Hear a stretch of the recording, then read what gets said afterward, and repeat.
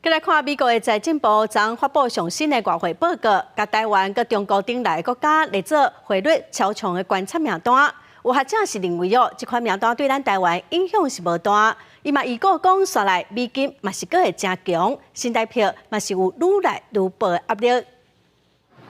比当时间11月7日，美国财政部公布半年一摆汇率报告，佮表示并无重要贸易伙伴有明显操控货币现象。按过将中国、德国、马来西亚、新加坡、台湾甲越南列入值得关注的观察名单。这个也是在预料当中啊，因为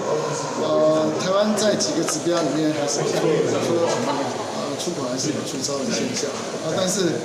我们还好，这个央行都会有很好的应对。美国财政部是照对美国贸易顺差超过150亿美金，全球经常性盈余超过国内生产贸易的3%，甲一年来继续净外汇个别超过 GDP 2%等3项标准做检视。原本也伫观察名单顶悬的瑞士甲南韩，伫即摆已经被排除。毋过台湾、越南、中国等在内6个国家，第3个抗战当中也是超过2个。学者认为，安尼名单对台湾其实影响无大，如果算起美金也阁会续强，新台币有缘有贬值的压力。台湾最近的